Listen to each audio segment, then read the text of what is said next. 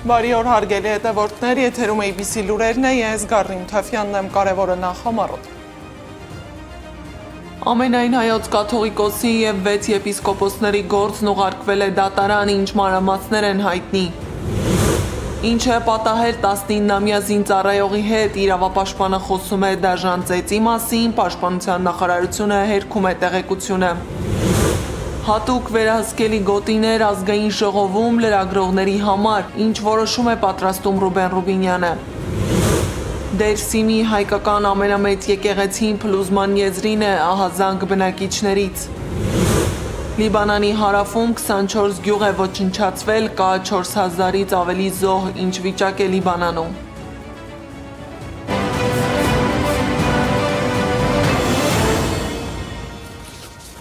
Վաղ առավոտյան 2 ամիս առաջ նախաձեռնված քրեական վարույթի շրջանակում իր տնից ձերբակալել են ՀՅԴ անդամ հասարակական գործիչ Արան Նախշքարյանին։ Նրան հակակոռուպցիոն կոմիտե են տարել։ Հիշեցնեմ, հունիսի 4-ին Գյումրիում Հայաստան դաշինքի գրասենյակում ու դաշինքի падգամավորի թեկնածու Արան Նախշքարյանի տանը խուզարկություններ էին իրականացվել։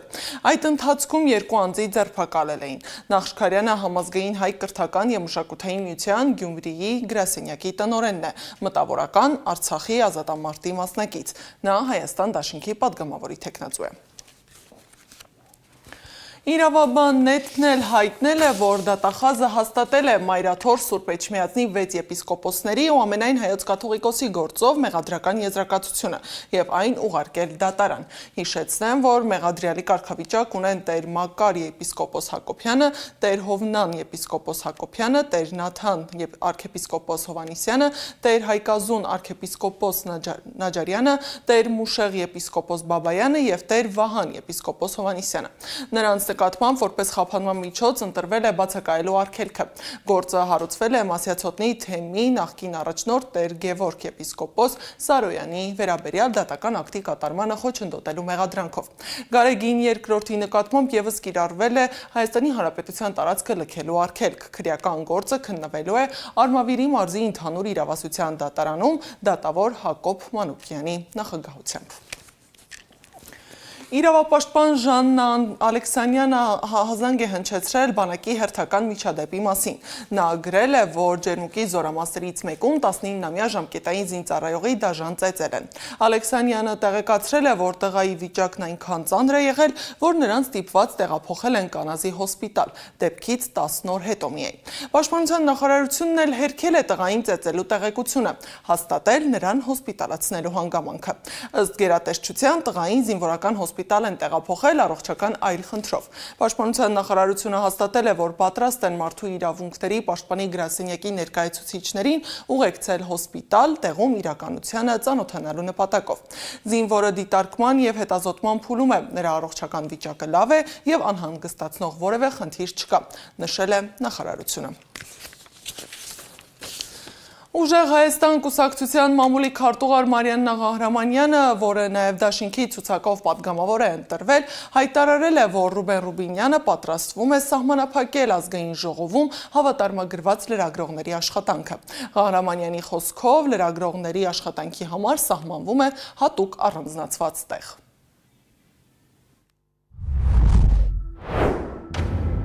Հատուկ վերահսկելի գոտիներում առհասարակ արգելվում է լրագրողի աշխատանքը։ Լրացուցիչ վարչական խոչընդոտներ են ստեղծվում ազգային ժողովի հանձնաժողովների նիստերի լուսաբանման համար։ Հանձնաժողովների նիստերը լուսաբանելու համար լրագրողների ցուցակագրում է սահմանվում, որը պետք է ներկայացվի նիստը սկսվելուց առնվազն 2 ժամ առաջ։ Նման բան երբեք գոյություն չի ունեցել։ Այս սահմանափակումները չեն կարող հիմնավորվել որպես անվտանգության համար անհրաժեշտ և համաչափ միջոցառումներ։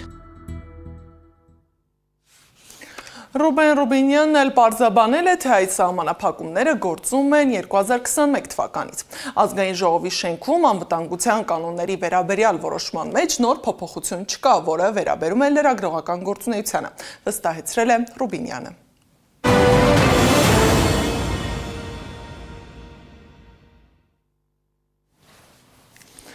Թուրքիայում Դերսիմի Հոզատ Գավարի Էրգեն գյուղում գտնվող հազարամյա հայկական Սուրբ Հարություն եկեղեցին, որը հայտնի է Էրգանի վանք անունով, անխնամ մնալու պատճառով լուզմանի եզնին է։ Եկեղեցու քարերի մի մասը վնասված կամ գողացված է, իսկ մյուսների վրա տարբեր գրություններ են արվել։ Դեռևս 2012 թվականին Էրզրումի մշակութային ժառանգության պահպանության խորհուրդը ընդունել էր եկեղեցու պահպանման անհրաժեշտության վերաբերյալ Թունջելի նահանգի մշակույթի և տուրիզմի վարչության ներկայացրած դիմումը։ Սակայն մինչև օրս եկեղեցու պահպանման կամ վերակառուցման ուղղված որևէ աշխատանք չի կատարվել։ Գյուղացիները ցանկանում են, որ հայկական եկեղեցին վերականգնվի և վերածվի հավատի ու մշակութային զբոսաշրջության կարևոր կենտրոնի։ Էրգանի վանքը կառուցվել է 975 թվականին, այն համարվում է Դերսիմի ամենամեծ հայկական եկեղեցին։ Եկեղեցու պատերի ներսի հատվածում դեռևս պահպանվում են հայատար որոշ արձանագրություններ։ Հայտնի է, որ ցեղասպանության ժամանակ Էրգանի վերջին քահանան հրկիզվել է հենց եկեղեցում։ Եկեղեցին չի գործել 1915 թվականից ի վեր։ Բաքվում տեղի է ունեցել հայ գերիների կեղծ գործի վերաբերյալ հերթական դատական նիստը, որի ընթացքում ապօրինաբար պահվող անձանց պաշտպանները խնդրել են բեկանել դատավճիռները։ Ադրբեջանի դատախազությունը պնդել է, որ առաջին ատյանի դատավճիռը հիմնավորված է ապացույցներով և համապատասխանում է ազգային ու միջազգային իրավունքի պահանջներին։ Նիստի ընթացքում ելույթ են ունեցել Արցախի ռազմաքաղաքական ղեկավարության ներկայացուցիչները։ Արայիկ Հարությունյանը հայտարարել է, որ չի ընդունում ներկայացված մեղադրանքը, իսկ Բակո Սահակյանը նշել է, որ իր վերջին ելույթը կհնչի հաջորդ նիստում, որը նշանակվել է հուլիսի 31-ին։ Զուգահեռ Մոսկվայի և Բաքվի միջև նոր բանավեճ է սկսվել, հենց Արցախի շուրջ։ Այս անգամ վեճի առանցքում հետևյալ հարցն է. ինչու տարիներ առաջ ՀԱՊԿ չմիջամտեց Արցախի հակամարտությանը։ Ռուսաստանի և Ադրբեջանի արտգործնախարարությունները հրապարակային փոխադարձ մեղադրանքներ են հնչեցնում։ Ինչ է թաքնված այս փոխադարձ հայտարարությունների հետևում, ինչու Մոսկվան հենց հիմա վերադարձավ ՀԱՊԿ-ի այս թեմային և արդյոք սա ռուս-ադրբեջանական հարաբերություններում խորացող լարվածության հերթական դրսևորումն է ռեպորտաժում։ Արցախի հարցը կրկին վերադարձել է Մոսկվա-Բաքու քաղաքական օրակարգ, բայց այս անգամ ոչ թե բանակցությունների սեղան, այլ փոխադարձ մեղադրանքների դաշտ։ Ռուսաստանի և Ադրբեջանի արտաքին գործերի նախարարությունները վիճում են ՀԱՊԿ-ի դերի և այն հարցերի շուրջ, թե ինչու կազմակերպությունը չի միջամտել Ղարաբաղյան հակամարտությանը։ Ռուսաստանի Դաշնության արտաքին գործերի նախարարության խոսնակ Մարիա Զախարովան Գվարդեյսկ երիտասարդական ֆորումում հայտարարել է, որ ՀԱՊԿ-ի միջամտությունն անհնար էր, քանի որ Հայաստանն ինքը չէր ճանաչել Արցախը։ Նրա խոսքով այդ պայմաններում կազմակերպության մեխանիզմները չէին կարող գործարկվել։ ՀԱՊԿ-ի մասով Հայաստանի դիրքորոշումը, որը վերջին շրջանում վերածվել է, այսպես ասենք, սկզբունքային դիրքորոշման, բնականաբար Ռուսաստանը առիթ է, որպեսզի որոշակի վերանայումներ լինեն, որոշակի փորձել այսպես արդարացնել ռուսական քաղաքականությունը։ Բաքվի արձագանքը չուշացավ։ Ադրբեջանի արտաքին գործերի նախարարության խոսնակ Այհան Հաջիզադեն հայտարարեց, որ Զախարովայի խոսքերը խեղաթյուրում են իրականությունը։ Ղարաբաղի տարածաշրջանը միջազգային հանրության, այդ թվում Ռուսաստանի Դաշնության կողմից միշտ ճանաչվել է որպես Ադրբեջանի անբաժանելի մաս։ Այս առումով անհրաժեշտ է դադարեցնել ռուս-հայկական հարաբերություններում եղած խնդիրները մեկնաբանել Ադրբեջանի տեսանկյունից։ Բաքուն պնդում է, որ Զախարովայի հայտարարությունը հակասում է հենց Ռուսաստանի տարիներ շարունակ ներկայացրած պաշտոնական դիրքորոշմանը։ Ադրբեջանի իշխանությունը հիշեցնում է, որ Մոսկվան մշտապես ճանաչել է Արցախը Ադրբեջանի մաս։ Քաղաքագետ Արա Պողոսյանի կարծիքով Զախարովայի հայտարարությունը պատահական չէ եւ այն նպատակ ունի վերաիմաստավորել ՀԱՊԿ-ի դերը հայ հասարակության համար։ Հաշվի առնելով հանգամանքը, որ տևական ժամանակ հայ ժողովրդին, այսպես ասենք, մատուցվում էր, որ ՀԱՊԿ-ին անդամակցությունը, ԵԱՏՄ-ին անդամակցությունը նաև որոշակի առումով անվտանգային բարձիկ է Հայաստանի Հանրապետության եւ Արցախի համար, այժմ կարծեք թե սա դարձել է այն հիմնական գործոններից մեկը, որը հայ ժողովրդի որոշակի հատվածի մոտ բացասական կարծիք եւ էմոցիաներ է առաջացնում ՀԱՊԿ-ի նկատմամբ։ Զախարովայի հայտարարությունը սակայն նոր հարցեր է առաջացնում, եթե ՀԱՊԿ-ը չէր կարող միջամտել Հայաստանի դիրքորոշման պատճառով, ապա ինչու է այդ բացատրությունը հրապարակայնորեն հնչում միայն հենց հիմա, հակամարտության ավարտից տարիներ անց։ Այստեղ կա մանիպուլյացիա, որովհետև միշտ ճանաչել է, եթե Ռուսաստանը միշտ ճանաչեր, չէր կարող լինել ԵԱԿ Մինսկի խմբի անդամ, որտեղ ԵԱԿ Մինսկի խումբը համարում էր, որ սա վիճելի տարածք է երկու պետությունների միջև։ Հետևաբար, եթե ԵԱԿ-ը Մինսկի խմբի, որը անդամ պետություն համարեր, որ Արցախը Ադրբեջանի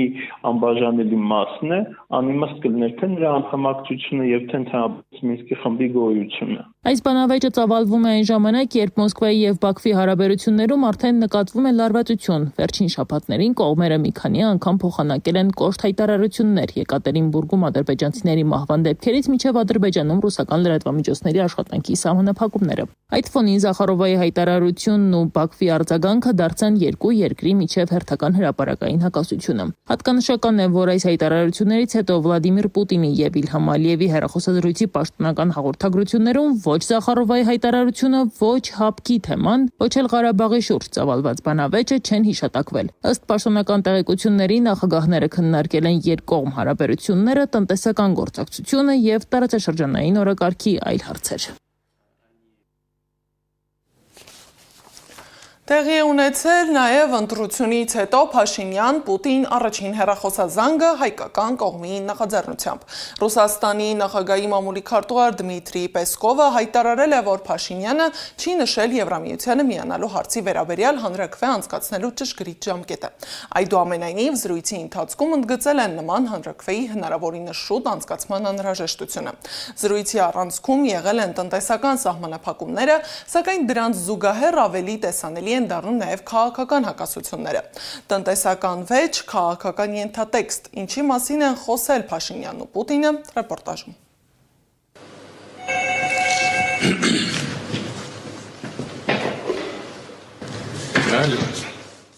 Զանգ Երևանից Մոսկվա։ Ընտրությունից հետո առաջին անգամ Փաշինյանն ու Պուտինը խոսել են հեռախոսով։ Սակայն անգամ ընտրությունից 2 ամիս անց չեն հնչել շնորհավորանքներ ընտրվելու կապակցությամբ։ Խոսել են տնտեսական սահմանափակումների մասին։ Պաշտոնական Երևանը պնդում է, որ ռուսական շուկա հայկական ապրանքների արտահանման սահմանափակումները հակասում են երկու երկրների միջև գործող պայմանավորվածություններին և ԵԱՏՄ կանոններին։ Մոսկվայի դիրքորոշումը սակայն չի փոխվել։ Հայաստանը ըստ ռուսական կողմի չի կարող միաժամանակ շարժվել երկու տարբեր տնտեսական ուղղություններով։ Փորձագետներն էլ պաշտոնական հաղորդագրություններում տեսնում են ոչ միայն տնտեսական, այլև քաղաքական ուղերձներ։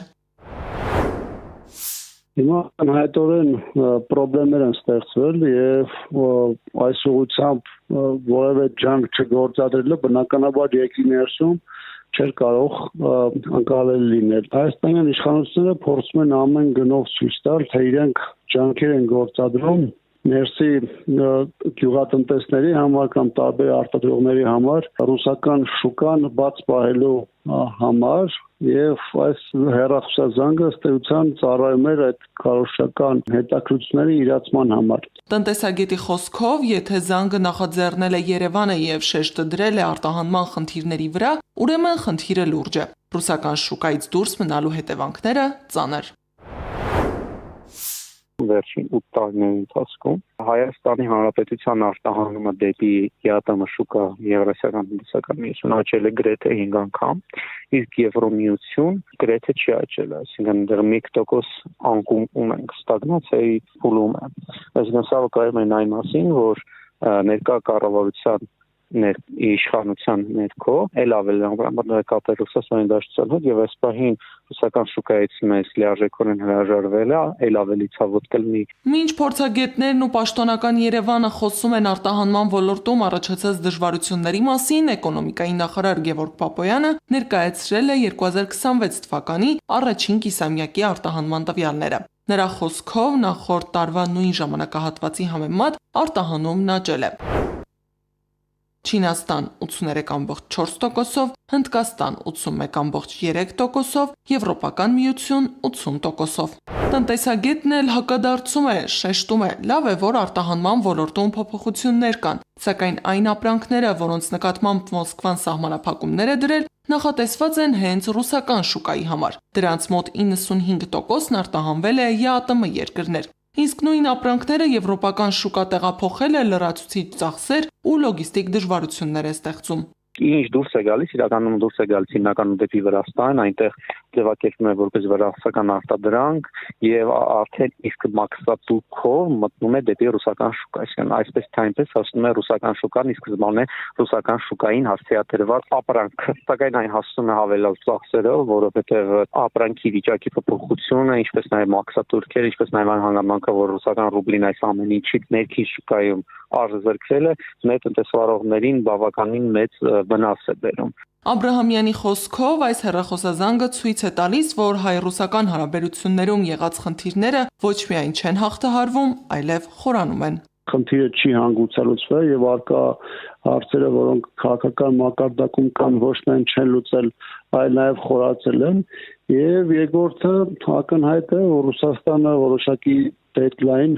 կամ վերջնաժամկետ է սահմանել Հայաստանի իշխանությունների համար, իրենց դիրքորոշումները Ռուսաստանի համար կարևոր համարվող հարցերում հստակեցնելու։ Տնտեսական տարաձայնությունները հայ-ռուսական հարաբերություններում ավելի ակնհայտ քաղաքական ենթատեքստ են ստանում։ Ռուսական շուկայի սահմանափակումների պայմանում Երևանը փորձում է նոր ուղիներ գտնել, սակայն ընտրությունից հետո առաջին Փաշինյան-Պուտին հեռախոսազրույցը հուշում է, որ տնտեսական խնդիրների հետևում դեռևս չլուծված քաղաքական տարաձայնություններ կան։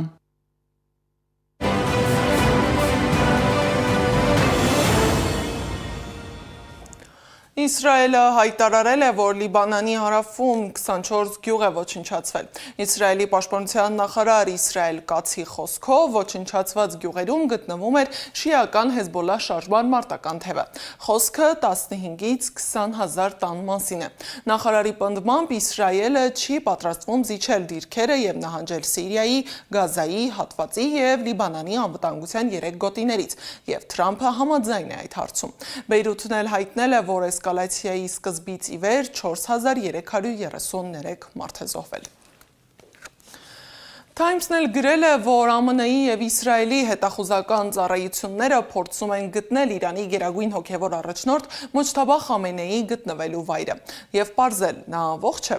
Մոջթաբան փետրվարի 28-ին հոր Ալի Խամենեիի սպանությունից ի վեր մոտ 150 օր չի հայտնվել հանրության առաջ։ Պարբերականը գրել է, որ փետրվարյան ավիահարվածի պատճառով նա ստացել էր դեմքի լուրջ վնասվածքներ եւ ներկայում հնարավոր է թաքնվում է խոր ստորգետնյա կառույցներում։ Նրա առողջական վիճակի եւ թաքստոցի վերաբերյալ հստակ տեղեկություններ դեռևս չկան։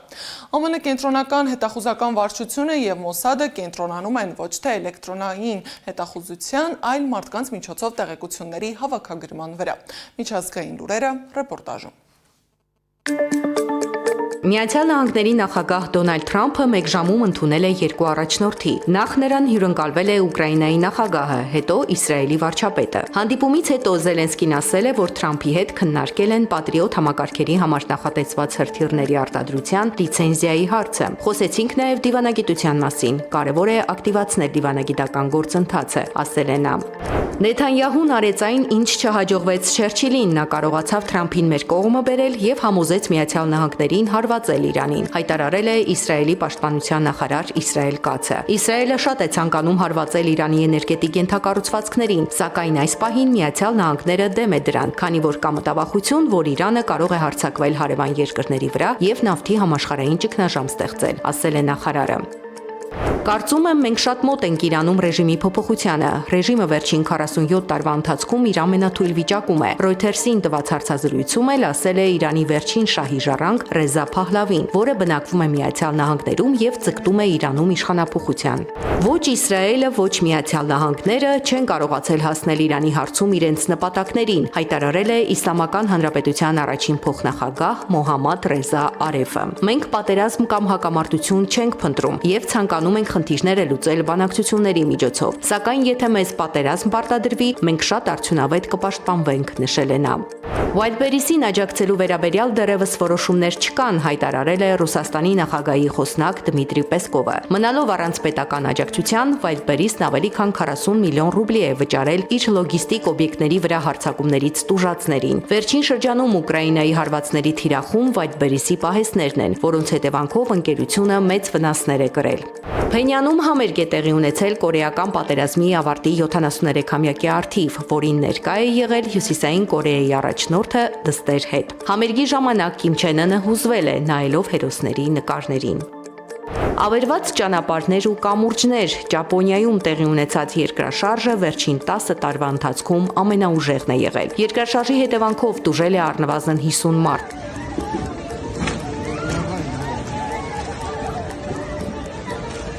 Մոսկվայում էլ ուժեղ քամին արմատախիլ է արել ծառեր եւ քշել ճանապարհային արգելապատնեշները։ Ռումինիայում այս զբոսաշրջային սեզոնի ընթացքում անցկացվել են միջնադարյան ասպետական մարտեր։ Տրանսիլվանիայի պատմական Բերթաքաղաքում տոնել են Սիգիշուարայի ամենամյա միջնադարյան փառատոնը։ Զարա Սարգսյան, Գեգամ Ղազարյան, ABC Media։ Այս ժամի համար նախատեսել էինք այսքանը, շարունակեք հետևել մեզ սոցիալական բոլոր հարթակներում կամ այցելեք մեր պաշտոնական կայք www.abcmedia.am։ ABC լուրերի գլխավոր թողարկումը եթերում կլինի ժամը 18-ին, կհանդիպենք առայժմ։